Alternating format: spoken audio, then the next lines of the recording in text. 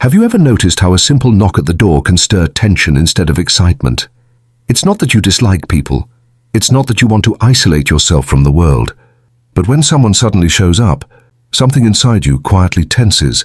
Your heart doesn't leap. It braces. And you wonder, why does this feel so uncomfortable? Many people carry this silent reaction without ever naming it. They enjoy friendships. They love conversation.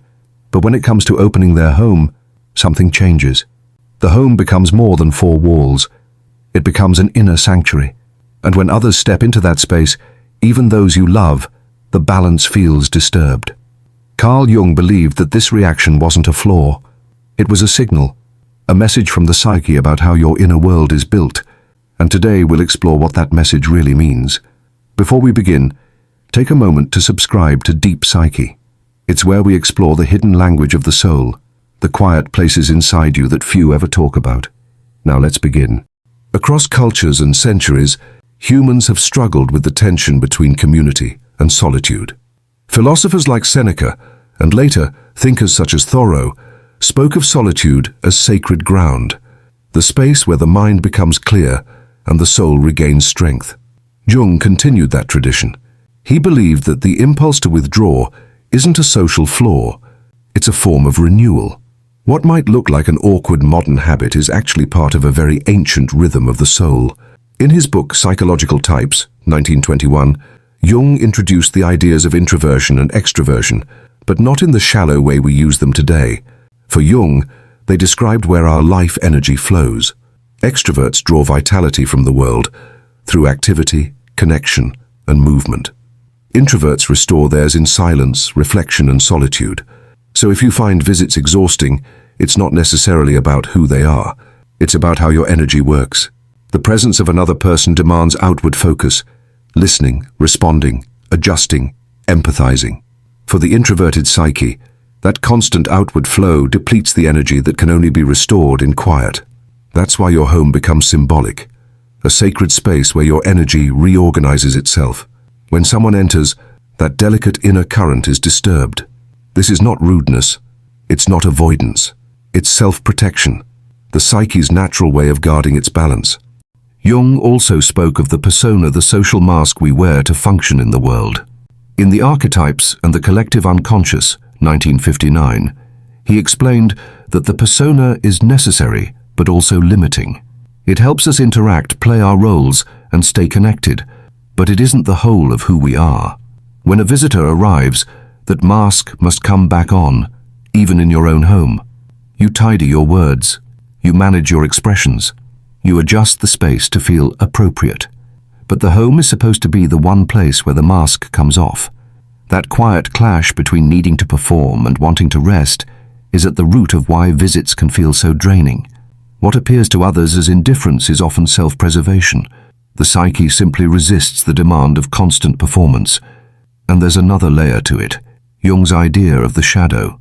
In Ion, 1951, he described the shadow as the hidden side of our personality, the parts we ignore, deny, or suppress.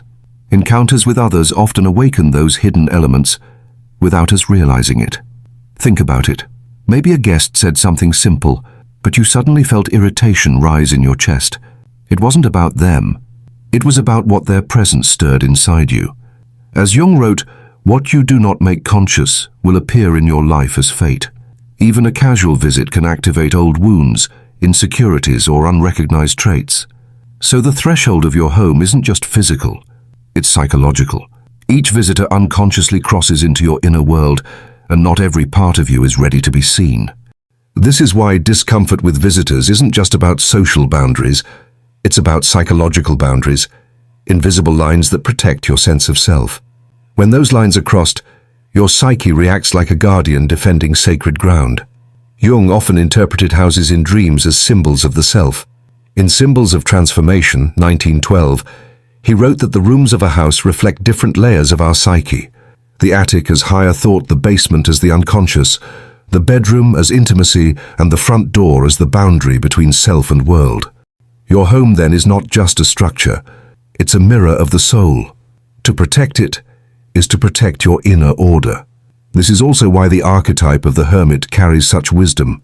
The hermit with his lantern glowing in solitude represents the light that can only emerge in silence.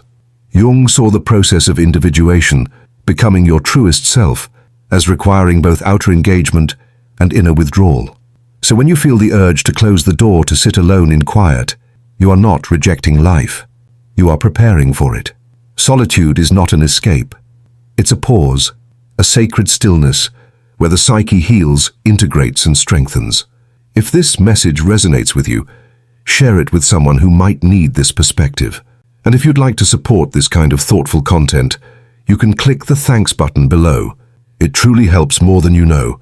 For Jung, individuation meant becoming who you truly are, not who the world expects you to be. That path can't unfold in constant noise. It requires silence, reflection, and the courage to honor your own boundaries. In Memories, Dreams, Reflections, 1961, Jung wrote, "Solitude is for me a fountain of healing which makes my life worth living." So remember this, your discomfort with visitors is not a weakness. It is your psyche's quiet way of saying, "I need space to grow." Protecting your solitude means protecting the conditions where transformation happens. Your boundaries are not walls. They are acts of care. They are how you create the stillness where the soul can breathe again. You are not cold. You are not broken. You are simply attuned to your own inner rhythm, the sacred rhythm of restoration and rebirth. So the next time you hesitate to open the door, don't feel guilty. Take a breath.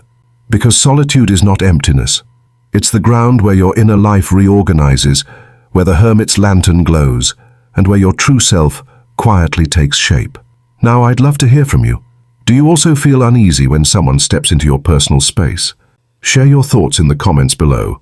And if this message touched you, make sure to subscribe to Deep Psyche for more explorations of Jungian psychology and the inner life of the soul.